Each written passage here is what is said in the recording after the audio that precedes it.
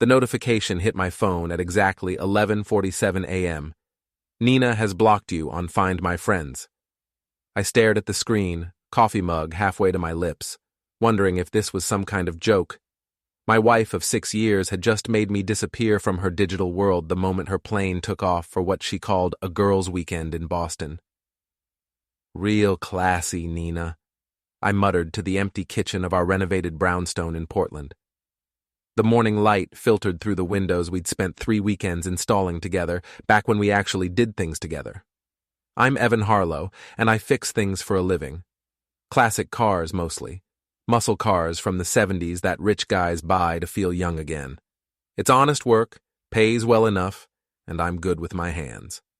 What I apparently wasn't good at was reading my own wife.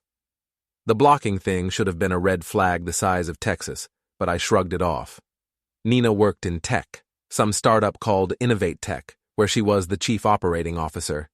She was always talking about digital boundaries and mindful disconnection. Maybe this was just another one of her wellness kicks. I went back to my garage, a converted warehouse space I'd been renting for 3 years. Had a '73 Camaro on the lift that needed a new transmission, and work was the best distraction I knew.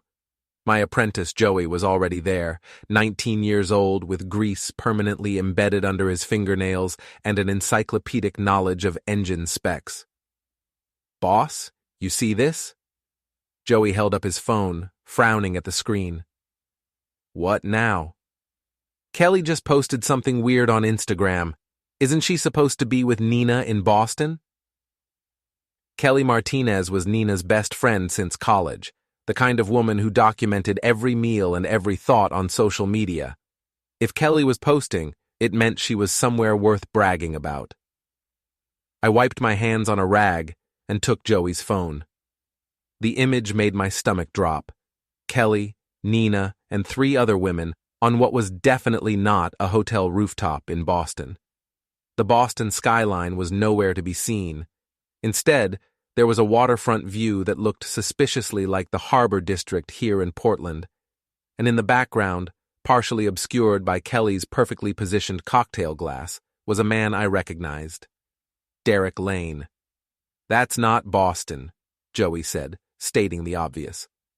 Before we deeper into this story, I have one small request. Please subscribe, drop a like, comment, and hit that hype button to boost this channel so more people can discover these incredible Reddit stories. No, it's not. I handed back his phone, my mind racing. Derek Lane was Nina's ex-boyfriend from college, the trust fund prince who dumped her senior year for some sorority president. Nina had spent exactly one drunken evening, about 2 years into our marriage, telling me how Derek had been the love of her life until he decided she wasn't quite the right fit for his future. Her words, not mine. Derek was old money, the kind of guy who wore boat shoes unironically and called his father Sir. He ran some investment firm downtown, the type that had a lot of glass and chrome and very little substance. Nina always claimed she hated him, said seeing him around town made her physically ill. Apparently, that had changed. I called Nina. Straight to voicemail. Called again. Same thing. On the 3rd try, I got a text. "At spa. Phone off. Talk tonight." Except the timestamp on Kelly's Instagram post was from 20 minutes ago, and Nina was clearly not at any spa unless it served craft cocktails and featured her ex-boyfriend as the entertainment. "Joey, I need you to handle the Camaro today. Something's come up." "Sure thing, boss. Everything okay?" I looked at him, this kid who still believed that hard work and honesty would get you everywhere you wanted to go. "Yeah, everything's fine. Just some personal stuff I need to sort out." But everything wasn't fine. I'd been married long enough to know when my wife was lying, and I'd been around long enough to know what it meant when a woman lied about where she was and who she was with. I drove home, my mind churning through possibilities. Maybe it was innocent. Maybe Derek just happened to be at the same place. Maybe Nina didn't even know he was there. Maybe I was an idiot. The house felt different when I walked in. though nothing had physically changed. It was the same granite countertops Nina had insisted on, the same hardwood floors we'd refinished ourselves, the same wedding photos scattered around the living room. But it felt hollow, like a stage set waiting for actors who might never show up. I went to our bedroom and opened Nina's laptop. She'd left it behind, probably figuring she wouldn't need it for a relaxing weekend away. Her password was still our wedding date. At least she hadn't changed that yet. Her email was a goldmine of information I wasn't sure I wanted to find. Travel confirmations for a hotel in Portland, not Boston. Dinner reservations for two at Meridian, the most expensive restaurant in the city.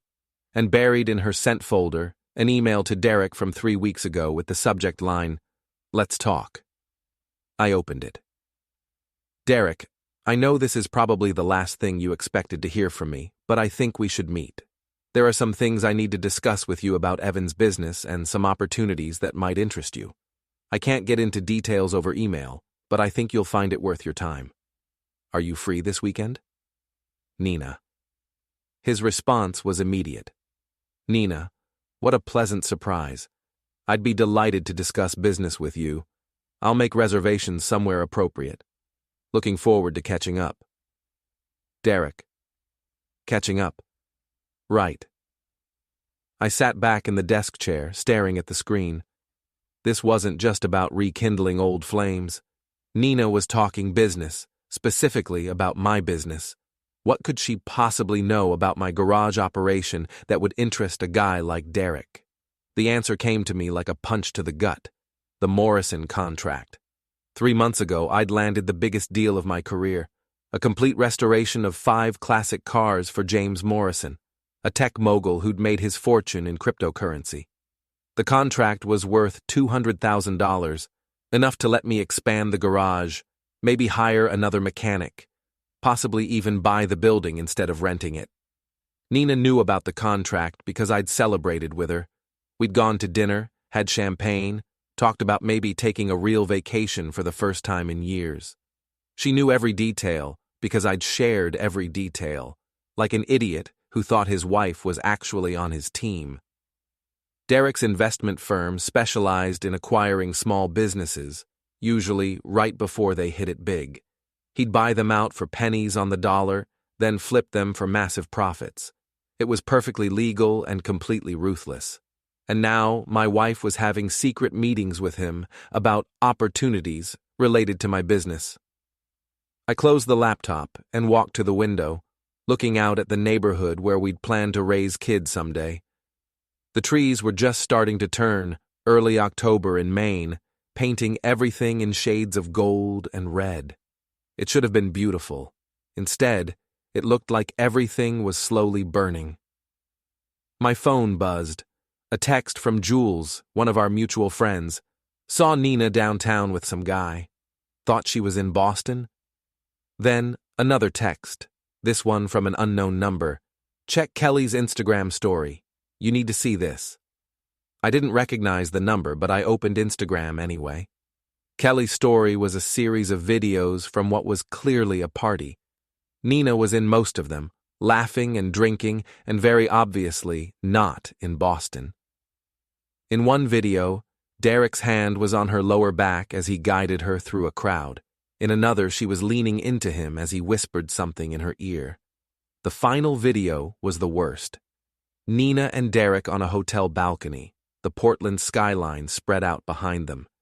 She was wearing a dress I'd never seen before, something expensive and clingy that she definitely hadn't packed for a girls' weekend. Derek was behind her, his arms around her waist, and she was leaning back against him like they'd been together for years instead of broken up for over a decade. The caption read, "When the past becomes the present. Second chances, live authentic, blessed." I threw the phone across the room. It hit the wall and clattered to the floor, the screen spiderwebbing into a dozen pieces. For a moment, I just stood there, breathing hard, trying to process what I'd seen. Then the anger hit, clean and sharp and surprisingly clarifying. Nina wasn't just cheating on me. She was planning to destroy my business while she did it. She was going to take everything I'd worked for and hand it to the one man she knew I couldn't stand, all while pretending to be on an innocent weekend trip with her girlfriends. The betrayal was so complete, so perfectly planned, that I almost had to admire it. Almost. I picked up my phone. The screen was cracked but still functional. I had work to do. The first thing I did was call Kelly, not to confront her. That would have been stupid. Kelly was the type who thrived on drama, and if I came at her directly, she'd warn Nina immediately. Instead, I played the concerned husband. "Kelly, thank God you answered. I've been trying to reach Nina all day." "Oh, hi, Evan." Kelly's voice had that fake sweetness she used when she was uncomfortable. "Nina's, she's at the spa right now. You know how those places are about phones?" "Right, the spa, in Boston." A pause. "Yes, in Boston." Weird thing, though. I could have sworn I saw someone who looked just like Nina downtown today. Probably just my imagination. Another pause, longer this time. "Yeah, probably. People have doppelgangers, right?" "Absolutely. Hey, can you do me a favor? When Nina gets out of her spa treatment, can you have her call me? I've got some good news about work I want to share." "Sure thing, Evan, I'll tell her." "Thanks, Kelly. You're the best." I hung up and immediately called Joey. "Boss? Everything okay? You sound weird." "I need you to do something for me, and I need you to not ask questions. Can you do that?" "Of course. What do you need?" "Remember that computer class you took at community college? The one where you learned about digital forensics?" "Yeah, why?" "I need you to help me recover some information from Nina's cloud account. Think you can handle that?" Joey was quiet for a moment. "Boss, that sounds like it might be illegal. It's my wife, Joey, and it's information about my own business. I just need to know what's going on." "Okay, I'll be right over."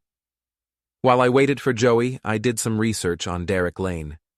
His investment firm, Lane Capital, had a website full of corporate speak about strategic partnerships and value optimization. What it really was, from what I could gather, was a vulture operation that swooped in on small businesses and stripped them for parts. I found 3 local companies that had been acquired by Lane Capital in the past 2 years. All of them had been thriving small operations: a bakery, a landscaping company, and a vintage clothing store. All of them were now closed, their assets sold off, their employees laid off. That was Nina's plan. She was going to feed Derek information about my business, probably including details about the Morrison contract, and Derek was going to make me an offer I couldn't refuse. Except it would be an offer designed to destroy me. Joey arrived 20 minutes later with a laptop bag and a grim expression. "I've been thinking about this, boss. If Nina's doing what you think she's doing, we need to be smart about how we handle it." "What do you mean?" "I mean we need evidence, real evidence, not just suspicious Instagram posts." Joey was right. I needed more than just photos and gut feelings. I needed proof of what Nina was planning. We set up in my home office, Joey's laptop connected to Nina's through their shared cloud storage. Nina had always been meticulous about backing everything up, a habit that was about to work against her. "Okay, I'm in," Joey said, his fingers flying over the keyboard. "What am I looking for?" "Anything about Derek Lane, Lane Capital, or my business. Emails, documents, text message backups, whatever you can find." What we found was worse than I'd imagined. Nina had been planning this for months. There were emails going back to July, right after I'd gotten the Morrison contract. She'd reached out to Derek first, suggesting they reconnect and discuss mutual business interests. Derek had been intrigued enough to meet with her, and from there, the plan had developed. Nina had provided Derek with detailed financial information about my garage: profit margins, client lists, upcoming contracts, everything. She'd even photographed documents from my home office, including the signed Morrison contract. But the worst part was the personal stuff.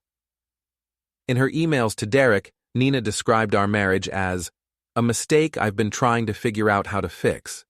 She called me small-minded and lacking in ambition. She said she'd outgrown our relationship and was ready to move on to something more appropriate. There was one email that made me physically nauseous. Derek, I know this might sound calculating, but I think there's a way to handle both the business situation and my personal situation at the same time. If Lane Capital acquires Evan's garage, the buyout money would give me the financial independence I need to leave him. And honestly, after 6 years of being married to someone with no real vision for the future, I'm ready to be with someone who understands ambition. I think you understand what I'm saying. Derek's response, Nina, I think we're very much on the same page. Let's discuss the details this weekend. This weekend. The weekend that was supposed to be a girls' trip to Boston. Boss, Joey said quietly, this is really messed up. I stared at the screen, reading Nina's words over and over. 6 years of marriage, and this was what she really thought of me. I was just an obstacle to be removed, a problem to be solved with the help of her ex-boyfriend and his investment firm. Joey, I need you to make copies of everything. Screenshots, downloads, whatever. I want a complete record of all of this. Already on it, boss. While Joey worked, I walked around the house, seeing it with new eyes. The kitchen renovation Nina had insisted on. Had that been for Derek's benefit? The expensive furniture she'd bought last year? Was she already planning her exit strategy? The separate checking account she'd opened 6 months ago for business expenses? Was that where she was stashing money for her new life? Every decision, every purchase, every conversation took on a different meaning. How long had she been planning this? How long had I been living with someone who was actively working to destroy me? My phone rang. Nina. Hi, honey. Her voice was bright and cheerful, the same tone she used when she was lying about working late. Just calling to check in. Hey, how's Boston? Oh, it's wonderful. Very relaxing. The spa here is incredible. That's great. What's the name of the place? I might want to book us a weekend there sometime. A pause.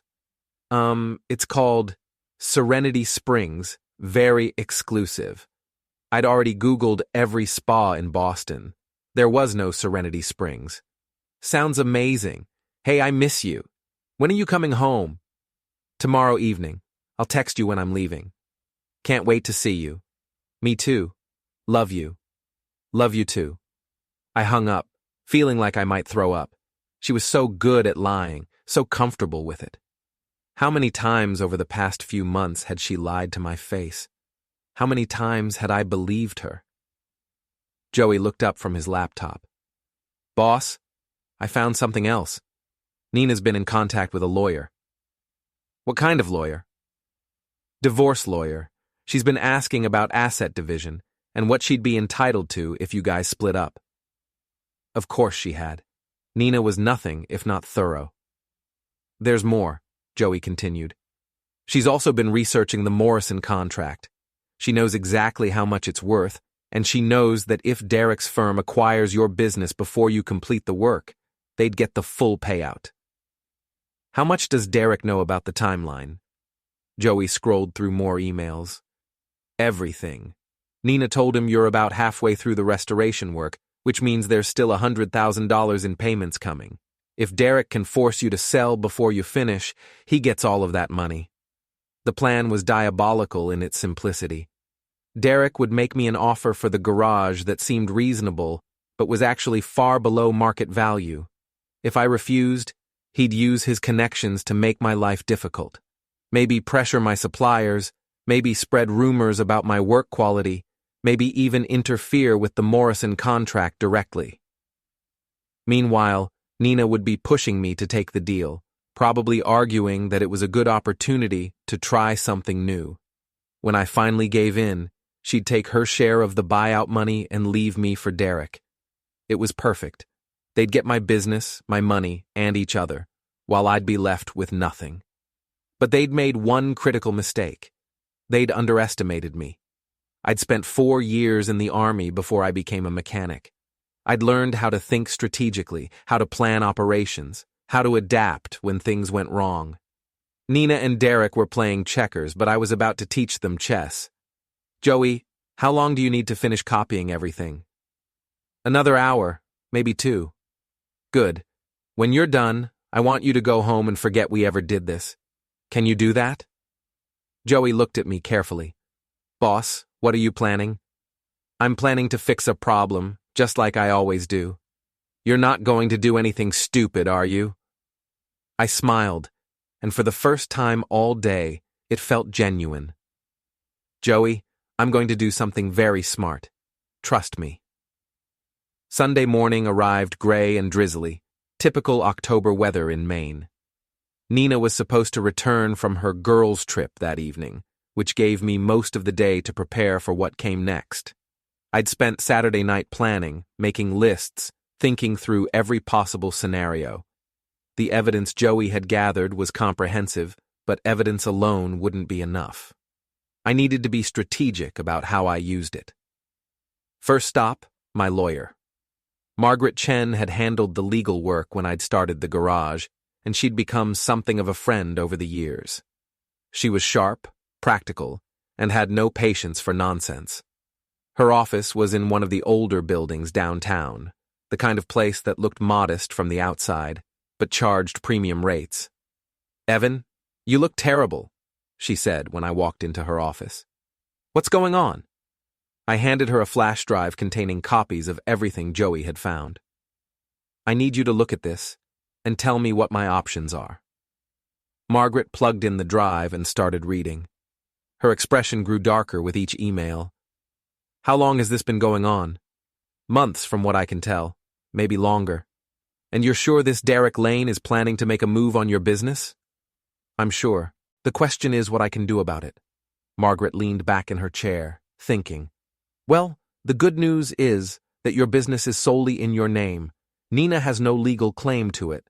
The bad news is that if you're getting divorced, she'll be entitled to half the marital assets, which could include any money you make from current contracts. What about the Morrison contract specifically? That's trickier. If the work is completed before divorce proceedings begin, the money is yours. If not, it becomes part of the marital estate. So I need to finish the job before Nina files for divorce. Exactly. How much work is left? I'd been thinking about this all night. If I push hard, maybe 3 weeks, but that's assuming no complications. Then I suggest you push hard. In the meantime, I'll prepare divorce papers of our own. If Nina's planning to leave you anyway, we might as well control the timing. Margaret printed out several documents for me to sign. Evan, I have to ask, you're not planning anything illegal, are you? Nothing illegal, but I'm not going to just sit back and let them destroy me. Good. Just remember that revenge is a dish best served through proper legal channels. I laughed. Margaret, you've never been married to someone who's been planning to ruin your life for months. True. But I have been divorced, and I can tell you that the best revenge is living well. Don't let them drag you down to their level. Margaret's advice was sound, but she didn't understand the full scope of what Nina and Derek were planning. This wasn't just about divorce. It was about destroying everything I'd built. They wanted to leave me with nothing, and they were willing to lie, cheat, and manipulate to make it happen. I wasn't going to let that stand. Next stop, the bank.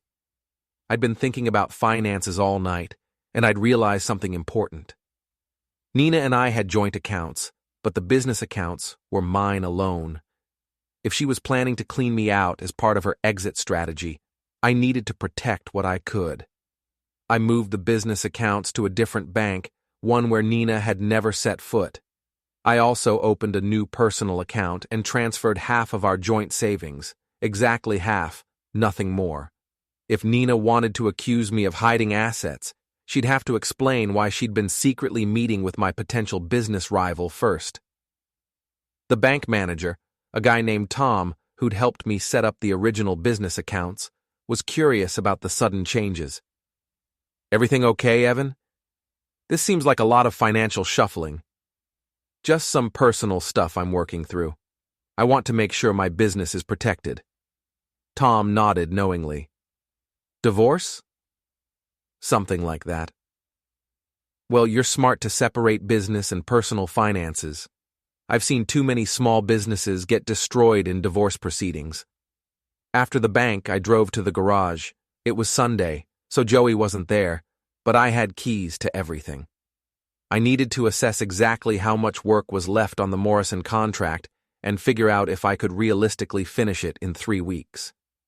The 5 cars were in various stages of restoration.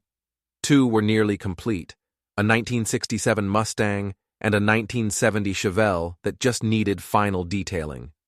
The other 3 would require more work, but nothing I couldn't handle if I put in 12-hour days. The problem was that I couldn't do it alone. I'd need Joey working full-time, and I'd probably need to hire additional help. That meant more expenses, which would cut into my profit margin, but it was better than losing everything to Derek's buyout scheme. I was under the hood of the Mustang when I heard footsteps behind me. "Evan, what are you doing here on a Sunday?" I turned around. James Morrison himself was standing in the doorway looking concerned. Morrison was in his 50s, successful enough to afford expensive toys, but still hands-on enough to check on his investments personally. He was wearing jeans and a polo shirt, clearly having driven over on impulse. "Mr. Morrison, I was just checking on the progress. Please call me Jim. I was driving by and saw your truck. Everything okay?" This was an opportunity I hadn't expected, but I decided to take it. "Actually, Jim, I wanted to talk to you about something. I've heard rumors that someone might be trying to interfere with our contract." Morrison's expression sharpened. "What kind of interference?" "There's an investment firm called Lane Capital that's been asking questions about my business. I think they might be planning to make me an offer I can't refuse, if you know what I mean." "Derek Lane's outfit. You know him?" Morrison's laugh was bitter. "Know him? That snake tried to buy out my first company back in the 90s, offered me a fraction of what it was worth, then started spreading rumors about my financial stability when I refused, cost me 3 major clients before I could set the record straight." This was even better than I'd hoped. Morrison already had history with Derek. "I'm telling you this because I want you to know that no matter what happens, I'm committed to finishing your cars. Even if Lane Capital somehow forces me to sell the garage, I'll complete the restoration work first." Morrison studied me for a long moment. "Evan, let me ask you something. If someone were to try to force you out of business, what would you need to fight back?" "Honestly, time and money. If I can finish your contract before they make their move, I'll have the financial cushion I need to tell them to go to hell." "How much time do you need?" 3 weeks, maybe a month if there are complications." Morrison nodded. "What if I told you I could pay the remainder of the contract up front? Would that help?" I stared at him. The remainder of the Morrison contract was worth $100,000. Having that money immediately would change everything. "Jim, that would be incredible, but I can't ask you to do that." "You're not asking. I'm offering. Derek Lane screwed me over once, and I'd be happy to return the favor. Besides, I've seen your work. I know you'll deliver." We shook hands on it. Morrison promised to have his accountant transfer the money on Monday morning. As I drove home, I felt something I hadn't felt in days. Hope. With Morrison's money in the bank, I'd have the resources I needed to fight back against Nina and Derek's scheme. More importantly, I'd have the satisfaction of knowing that their plan was going to backfire spectacularly.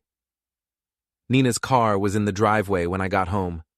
She was back from her girls' trip, probably full of stories about Boston spas and relaxing weekends. I wondered if she'd practiced her lies during the drive home.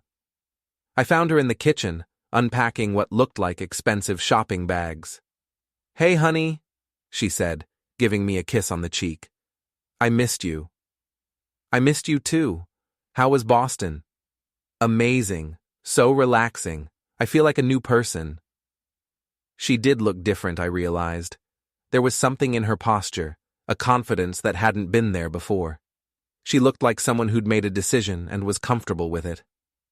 "I brought you something," she said, handing me a small bag from a boutique I'd never heard of.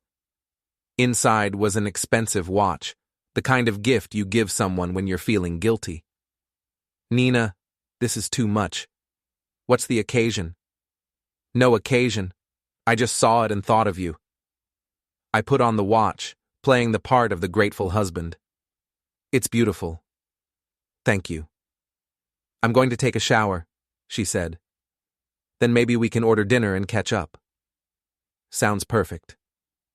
While Nina was upstairs, I looked through her shopping bags. Expensive clothes, jewelry, perfume, easily $2,000 worth of stuff. For someone who was supposed to be at a spa weekend with girlfriends, she'd certainly done a lot of shopping. I found the receipts at the bottom of one bag. All of them were from stores in Portland, not Boston, and they were all dated yesterday, Saturday, which meant she'd been shopping locally while supposedly out of town. Nina was getting sloppy, which was good for me. When she came back downstairs, hair wet from the shower and wearing a robe I'd never seen before, she seemed nervous. Evan, I need to talk to you about something. Here it comes, I thought, the setup for whatever Derek had planned. What's on your mind? I've been thinking about our future, about what we want out of life. And I think maybe we've been thinking too small. What do you mean? Nina sat down across from me, her expression serious. I mean your business, the garage. I know you love it, but have you ever thought about what comes next?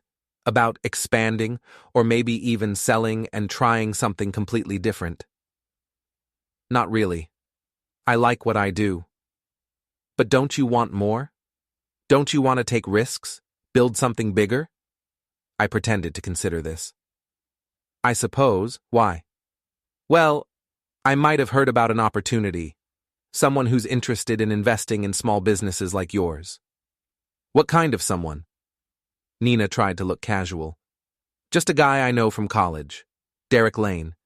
He runs an investment firm now, and he specializes in helping small business owners grow their operations. Derek Lane? Isn't that your ex-boyfriend? Nina's cheeks flushed slightly. Yes, but this is strictly business.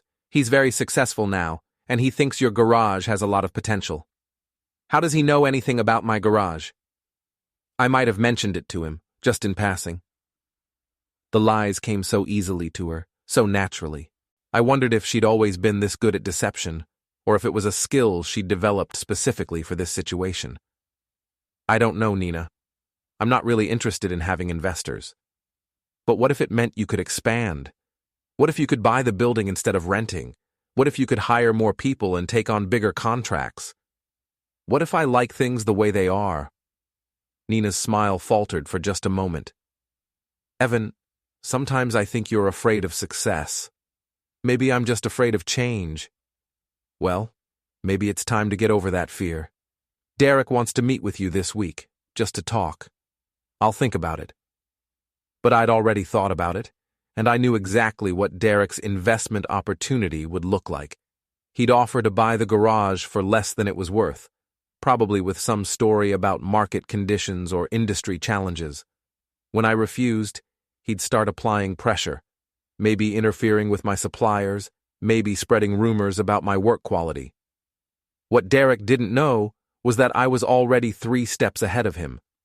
What Nina didn't know was that her lies were about to catch up with her. And what neither of them knew was that I'd just received $100,000 from James Morrison, which meant I had the resources to fight back. The game was about to begin, and I intended to win.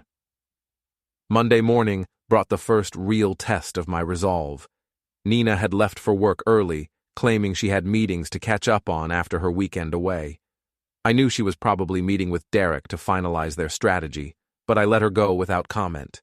Instead, I focused on my own preparations. Morrison was as good as his word. By 10 a.m., my business account had received a wire transfer for the full remaining balance of the restoration contract. $100,000, enough to give me the financial independence I needed to tell Derek exactly where he could put his investment offer. I called Joey and asked him to come in early. Boss, you sound different today. What's going on? We just got paid in full for the Morrison job, which means we're going to be working 12-hour days until those cars are perfect. Seriously? He paid everything up front? He did. And Joey? We're also going to be doing some research on Derek Lane and his business practices. I want to know everything: who he's screwed over, how he operates, what his weaknesses are. Joey grinned. This is about Nina, isn't it? This is about protecting our business. But Joey was right. This was about Nina and Derek and the months of lies and manipulation they thought I was too stupid to notice. I spent the morning working on the Mustang while Joey researched Derek's company. What we found was a pattern of predatory behavior going back years. Lane Capital would target small, successful businesses and make lowball offers. When the owners refused, Derek would use his connections to make their lives difficult until they had no choice but to sell. "Boss, look at this," Joey said, showing me his laptop screen. "Remember that bakery on Congress Street? The one that closed last year? Sweet Dreams Bakery. Yeah, I used to get coffee there. Derek's firm bought them out after their landlord suddenly tripled their rent. Guess who knew the landlord? Derek. Exactly. Same pattern with the landscaping company and the vintage clothing store. He finds a way to create financial pressure, then swoops in with a rescue offer. It was exactly what I'd expected, but seeing the pattern laid out so clearly made my anger burn hotter. Derek was a parasite, and Nina was helping him target me. My phone rang. Nina. "Hi, honey. How's your day going?" "Fine. Working on the Morrison cars." "That's great. Listen, I talked to Derek this morning, and he's really excited about the possibility of working with you. He wants to meet for lunch today." "Today? That's pretty short notice." "I know, but he's only in town for a few days. It would mean a lot to me if you'd at least hear what he has to say." The urgency was telling. They were moving faster than I'd expected, which probably meant they thought they had me cornered. "Where does he want to meet?" "Meridian. 1 o'clock. Meridian was the most expensive restaurant in Portland, the kind of place where Derek would feel comfortable and I'd feel out of place. It was a power move, designed to remind me of the class differences between us. "Okay, I'll be there." "Really? That's wonderful. I think you'll be impressed with what he has to offer." I'm sure I would be. At 12:45, I walked into Meridian wearing my best jeans and a clean work shirt. I could have dressed up, but I wanted Derek to see exactly who he was dealing with. A working man who wasn't impressed by fancy restaurants and expensive suits. Derek was already there, sitting at a corner table with a view of the harbor. He looked exactly like I remembered from college photos Nina had shown me. Tall, blonde, expensively dressed, with the kind of confident smile that came from never having been told no. "Evan!" He stood up and offered his hand. "It's so good to finally meet you. Nina's told me so much about you." I shook his hand, noting the soft palm and manicured nails. This was a man who'd never worked with his hands in his life. "Derek, thanks for lunch." We sat down, and Derek immediately launched into his pitch. He talked about synergies and growth opportunities and market positioning. It was all corporate speak designed to make his buyout offer sound like he was doing me a favor. "The automotive restoration market is evolving," he said, cutting into an expensive steak. "Customers want more than just mechanical work. They want a complete experience. That requires capital investment, marketing expertise, business development skills." "And you think I don't have those skills?" Derek's smile didn't waver. "I think you have excellent technical skills. But running a business in today's market requires different expertise." "What kind of offer are we talking about?" "Well, I'd need to do a complete evaluation of your assets and client base, but I'm thinking somewhere in the range of $200,000 for the entire operation." I nearly laughed out loud. My garage was worth at least $400,000, and that was before factoring in the Morrison contract and my growing reputation. Derek was offering me half of what my business was worth, probably planning to flip it for double that within a year. "That seems low," I said. "It's a fair market price. And of course, you'd have the opportunity to stay on as a manager, maybe even work your way up to a partnership position, a partnership in my own business." The arrogance was breathtaking. "I'll need to think about it." Derek leaned forward, his expression becoming more serious. Evan, I'm going to be honest with you.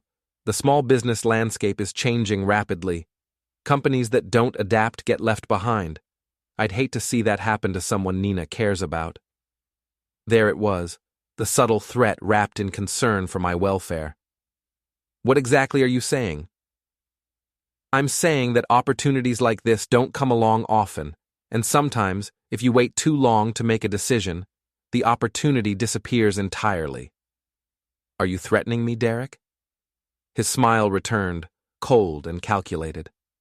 Of course not. I'm just pointing out market realities. I stood up, leaving my barely touched meal on the table. Thanks for lunch, Derek. I'll be in touch. I hope you will be. Nina's very excited about this opportunity. I'll bet she was. That evening, Nina was waiting for me when I got home, practically vibrating with anticipation. So, how did it go? What did you think of Derek's offer? It was interesting. Just interesting? Evan, this could change our entire future. Our future, or your future? Nina's expression flickered just for a moment. What do you mean? I mean, Derek's offer was pretty insulting. He wants to buy my business for half what it's worth, then hire me as a manager in my own garage. Maybe he's just being conservative with his initial offer. You could negotiate. Maybe. Or maybe he's trying to take advantage of me. Nina sat down across from me, her expression earnest. Evan, I know Derek can seem a little intense, but he's very successful and he knows what he's talking about. Maybe you should trust his judgment. Trust his judgment over my own? I just think you might be too close to the situation to see it objectively. There it was, the subtle undermining of my confidence, the suggestion that I wasn't smart enough to understand my own business. Nina, can I ask you something? Of course. How exactly did Derek know so much about my operation? He knew details about my client base, my contracts, my financial situation. Where did he get that information? Nina's cheeks flushed. I might have mentioned a few things. Just general information. General information? He knew about the Morrison contract specifically. He knew how much it was worth and when it was supposed to be completed. I might have been more detailed than I realized.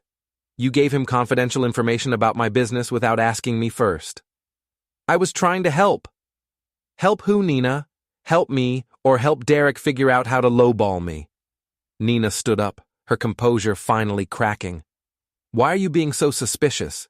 Derek is trying to help us build a better future. Us, or you and Derek?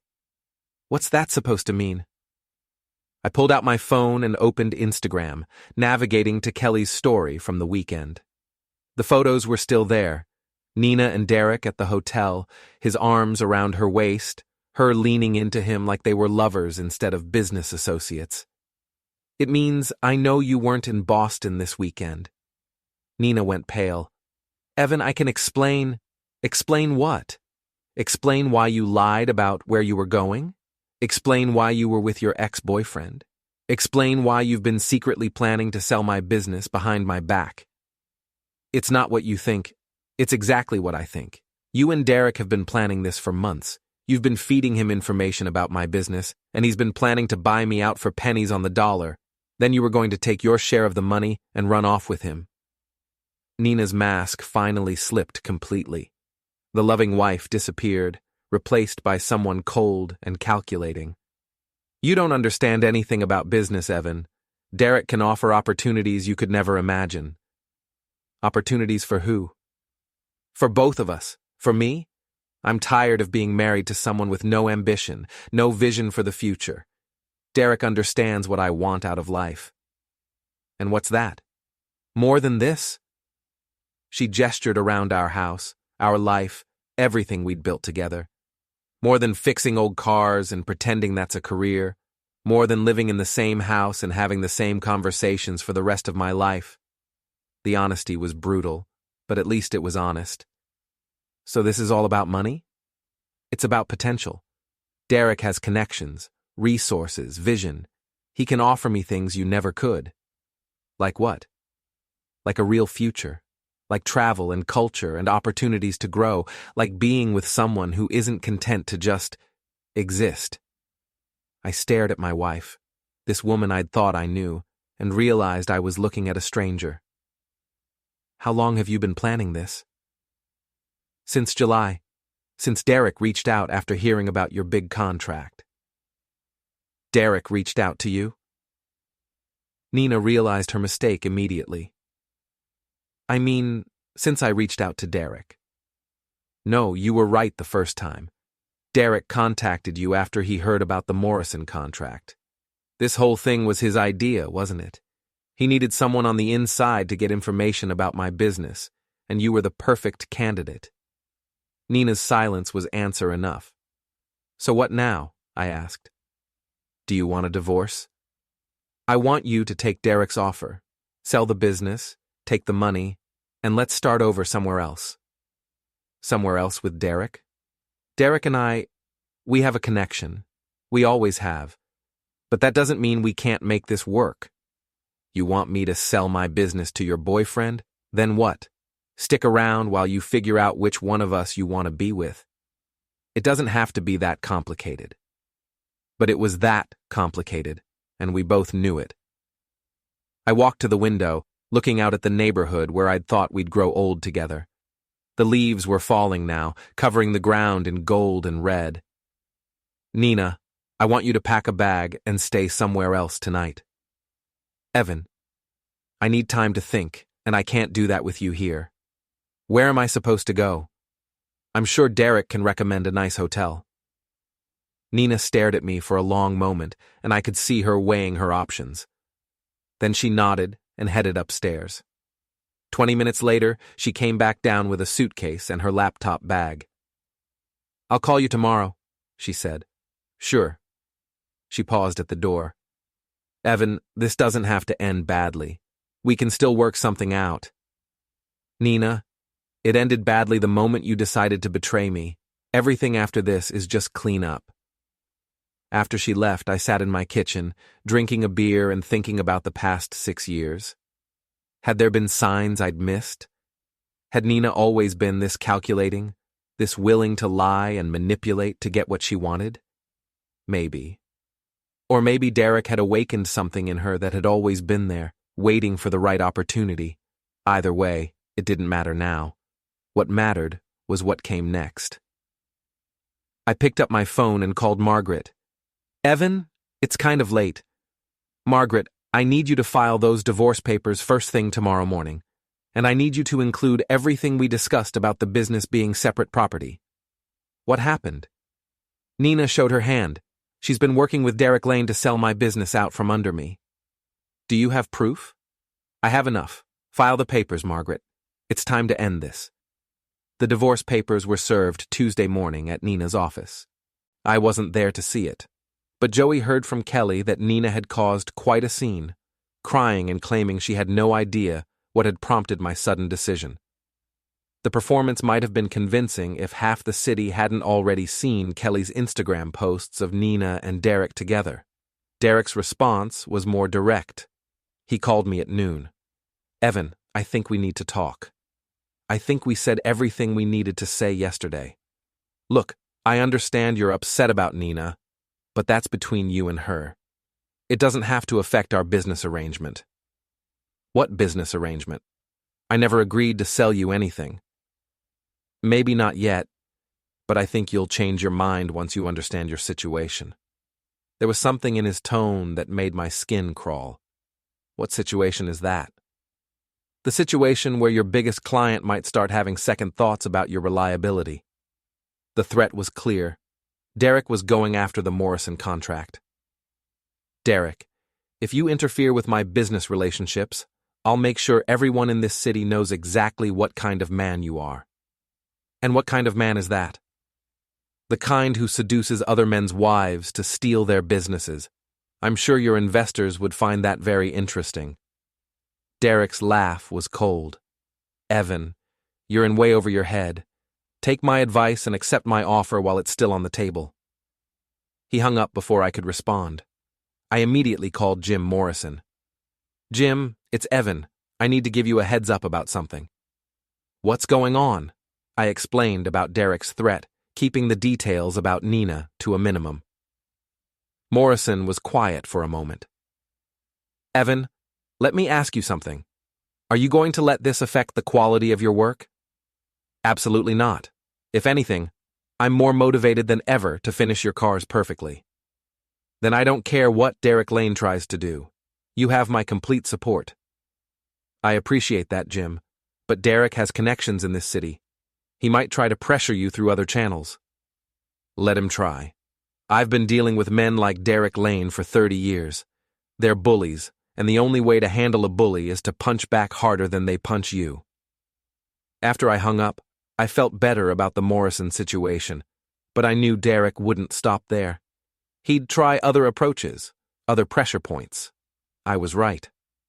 Over the next 2 days, I received visits from a building inspector who'd received an anonymous complaint about my garage, a fire marshal who wanted to check my safety compliance, and a representative from the EPA who'd heard I might be improperly disposing of automotive fluids. All of the inspections came back clean, but the message was clear. Derek had connections throughout the city bureaucracy, and he wasn't afraid to use them. On Thursday, things escalated. I was working late at the garage, trying to make up for the time I'd lost dealing with inspectors, when I heard glass breaking. I grabbed a wrench and went to investigate. Someone had thrown a brick through the front window of my office. Attached to the brick was a note. Take the deal or things get worse. I called the police, but there wasn't much they could do. No witnesses, no fingerprints, no way to prove who was responsible. But I knew. Friday morning, I decided it was time to fight back. I'd been thinking about Derek's weaknesses, and I'd realized something important. His entire business model depended on his reputation. Lane Capital was a small firm that relied on personal relationships and word-of-mouth referrals. If potential clients started questioning Derek's ethics, his business would suffer. I started with social media. I created a detailed post on Facebook explaining what had happened to my marriage and my business. I didn't name Derek directly, but I provided enough details that anyone who knew the situation could fill in the blanks. The response was immediate and overwhelming. Friends, clients, and even strangers began sharing the post and adding their own stories about Derek's business practices. The bakery owner, the landscaper, and the vintage clothing store owner all chimed in with their experiences. Within hours, Derek's name was trending on local social media, and none of it was positive.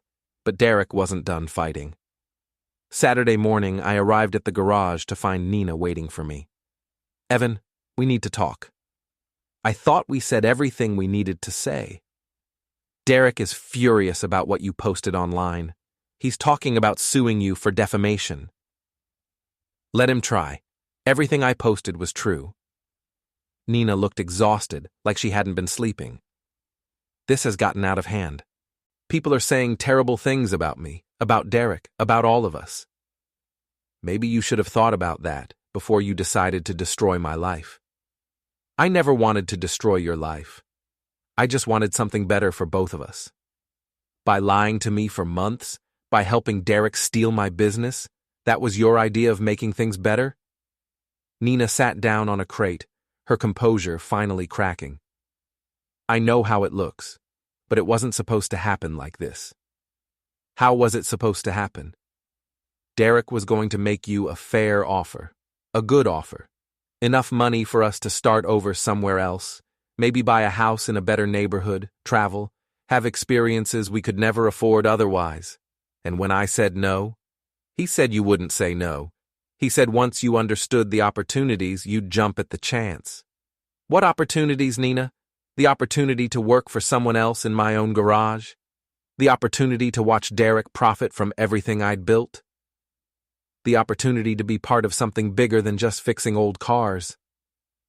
I stared at her, this woman I'd once loved, and felt nothing but pity. Nina, do you have any idea what you've thrown away? What do you mean? I mean the Morrison contract paid out early. $100,000 sitting in my business account. I was planning to expand the garage, maybe buy the building, maybe even franchise the operation. We could have had everything you wanted, but we could have built it together instead of you having to steal it with your ex-boyfriend." Nina went pale. "The Morrison contract paid out? When?" "Monday. The same day Derek made his insulting offer." "But Derek said—" "He said your business was struggling, that you needed his investment to survive. Derek lied to you, Nina, just like you lied to me." For the first time since this whole thing started, Nina looked genuinely shocked. "He told me you were barely making ends meet. He showed me financial projections that said small garages like yours were failing all over the country." "And you believed him instead of asking me directly?" I thought you'd be too proud to admit if you were in trouble. So you decided to go behind my back and conspire with my competitor to steal my business. For my own good." Nina was crying now, mascara running down her cheeks. "Evan, I made a mistake, a huge mistake, but maybe we can still fix this." "How?" "Derek's offer is still on the table. Maybe you could negotiate better terms now that you have the Morrison money." I couldn't believe what I was hearing. Even now, even after everything that had happened, Nina was still trying to get me to sell to Derek. "Nina, get out." "What?" "Get out of my garage, get out of my life. Go back to Derek and tell him his plan failed." "Evan, please!" "Get out!" Nina left, still crying, still trying to salvage something from the wreckage of her scheme. But I wasn't done yet. Not by a long shot. That afternoon I made some phone calls. To the bakery owner, the landscaper, the vintage clothing store owner, and 3 other business owners who'd had run-ins with Derek over the years. We met at a coffee shop downtown, 6 small business owners who'd all been targeted by Derek Lane. "Here's what I'm thinking," I said. "Derek's business model depends on intimidation and isolation. He picks off small businesses one at a time when they're vulnerable and don't have support. But what if we changed that dynamic?" "What do you mean?" asked Sarah, the former bakery owner. What if we formed a group, a mutual support network for small businesses, share information about predatory investors, provide backup when someone's being pressured, maybe even pool resources to fight back legally?" The idea caught fire immediately. Within an hour, we had the framework for what we decided to call the Portland Small Business Alliance. Our first order of business, making sure everyone in the city knew exactly what Derek Lane was and how he operated. By Sunday evening, we'd created a website documenting Derek's business practices, with testimonials from his victims and advice for other small business owners on how to protect themselves. We also scheduled a press conference for Monday morning. Derek's response was swift and predictable. He called me Sunday night, furious. "You're making a huge mistake, Evan. I have lawyers, and I have connections you can't imagine. And I have the truth, Derek, plus 5 other business owners who are ready to testify about your methods. This isn't over." "You're right, it's not, because tomorrow morning I'm going to tell the whole city exactly what you are. And then I'm going to make sure every small business owner in Maine knows to stay away from Lane Capital. You'll regret this." "The only thing I regret is not fighting back sooner." Derek hung up, but I knew he wasn't done. Men like Derek didn't give up easily. I was right. Monday morning, an hour before our press conference, I got a call from Jim Morrison. "Evan, I just got off the phone with someone claiming to represent one of my investors. They're saying there might be some irregularities with your restoration work." "What kind of irregularities?" "They're claiming you might be using substandard parts, cutting corners to increase your profit margins." "Jim, you know that's not true." "Of course I know it's not true, but they're threatening to pull their investment in my company if I don't cancel our contract." This was Derek's nuclear option. He was going after Morrison's investors, trying to force him to drop me. "What do you want to do?" I asked. Morrison was quiet for a moment. "I want to know if you're still planning that press conference." "Absolutely." "Then I want to be there. I want to tell the whole city What Derek Lane just tried to do to my company. Jim, that could cost you your investors. Maybe, but some things are more important than money. Besides, I didn't get where I am by backing down from bullies. The press conference was everything I'd hoped for and more.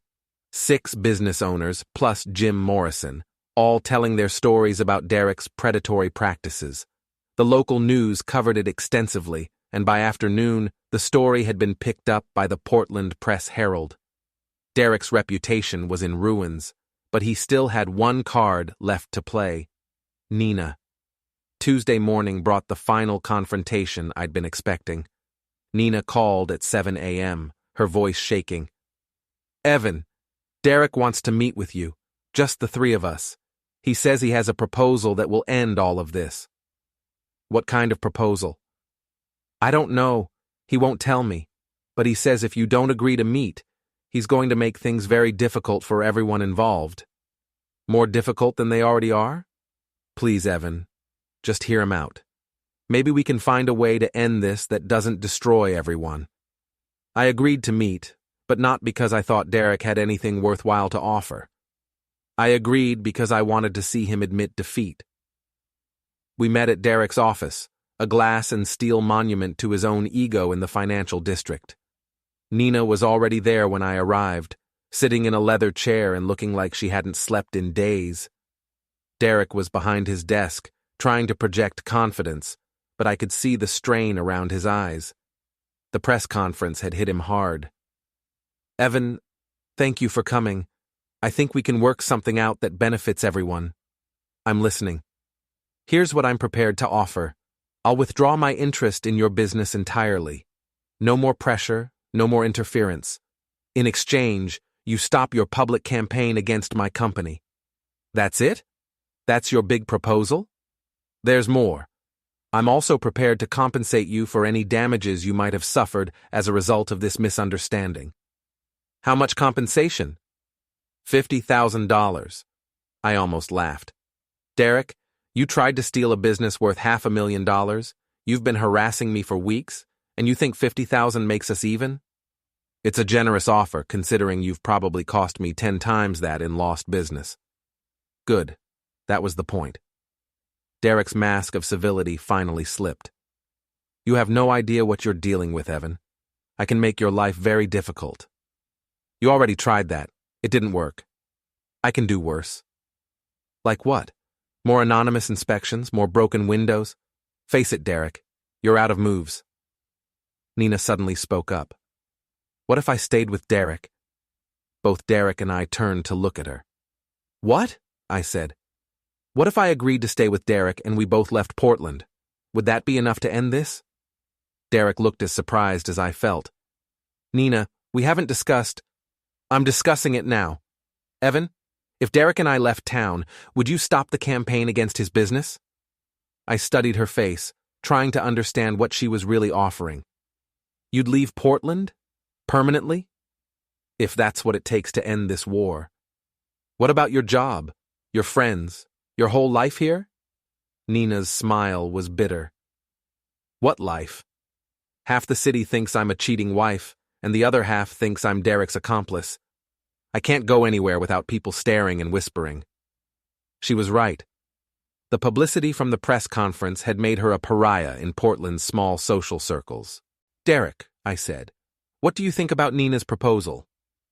Derek was clearly uncomfortable with the direction the conversation had taken. "I think we should focus on business matters." "This is business. Nina's offering to solve your problem by removing both of you from the equation." "I'm not running away from some mechanic." "You're not running away," Nina said quietly. "You're making a strategic retreat. Isn't that what you always say? Sometimes the smart move is to find a new battlefield?" Derek stared at her, and I could see him calculating the angles. His reputation in Portland was destroyed, but he could probably rebuild somewhere else. And taking Nina with him would be a kind of victory, even if it wasn't the one he'd originally planned. "Where would we go?" he asked. "I've been thinking about that," Nina said. "You have connections in Boston, right? Maybe we could start over there." I watched this conversation with fascination. Nina was manipulating Derek just as skillfully as she'd once manipulated me, offering him a way to save face while getting what she really wanted: escape from the mess she'd created. "What about the divorce?" I asked. "We could handle that through lawyers. No contest, split everything 50-50, clean break." "And you'd both stay away from Portland?" Derek finally spoke up. "If I agreed to this, and I'm not saying I am, I'd want a non-disclosure agreement. No more public statements about my business practices." "Deal," I said immediately. Derek looked surprised. "Just like that?" "Derek, I never wanted to destroy your business. I just wanted you to leave mine alone. If you're gone, mission accomplished." We spent the next hour working out the details. Derek would liquidate his Portland assets and relocate to Boston within 30 days. Nina would resign from her job and go with him. I would stop all public criticism of Lane Capital and remove the website we'd created. In exchange, Derek would pay me $100,000 for damages and lost business, and he would sign a legally binding agreement never to interfere with my business or my personal life again. It was a better outcome than I dared hope for, but the best part came at the very end, when Derek and Nina were signing the paperwork. "Derek," Nina said quietly, "there's something I need to tell you." "What?" "The information I gave you about Evan's business, some of it was wrong." Derek's pen stopped moving. "What do you mean, wrong?" "I mean, I might have exaggerated how much financial trouble he was in. I wanted you to think the business was worth less than it actually was." "Why would you do that?" Nina's smile was cold. "Because I was planning to take half of whatever you paid him in the divorce. If you paid him less, I'd get a smaller settlement. But if you paid him what the business was actually worth, I'd get a bigger payout." Derek stared at her, finally understanding that he'd been played just as thoroughly as I had. "You were planning to cheat me too?" "I was planning to look out for myself, just like you taught me." The realization that Nina had been manipulating both of us hit Derek like a physical blow. He'd thought he was the puppet master, but he'd been just another puppet. "You know what?" Derek said, standing up abruptly. "I think I'll pass on Boston. I think I'll go to Miami instead.